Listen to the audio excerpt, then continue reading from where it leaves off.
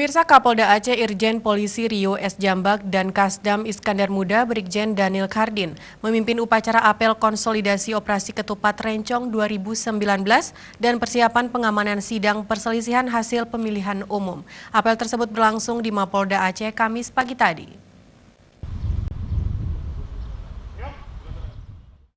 Operasi Ketupat Rencong 2019 dalam rangka pengamanan Hari Raya Idul Fitri 1440 Hijriah yang berlangsung selama 13 hari tersebut telah berjalan lancar, aman dan tertib. Menurut Kapolda Aceh, Irjen Pol Rio S. Jambak, Operasi Ketupat Rencong 2019 di seluruh Aceh menunjukkan tingkat keberhasilan yang sangat baik. Hal itu tidak terlepas dari partisipasi aktif dari semua pihak, terutama forum komunikasi pimpinan daerah dan seluruh stakeholder yang ada di Aceh.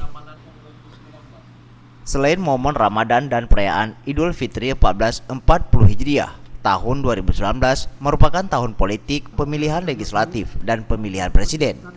Dan hasil pemilu telah ditetapkan oleh KPU RI. Namun dalam apel ini, pihaknya turut juga menggelar apel untuk menjaga Kamtibmas yang diperkirakan akan mempengaruhi situasi keamanan dan memiliki konflik serta kerawanan Guantibmas lainnya. Tim Liputan Aceh TV.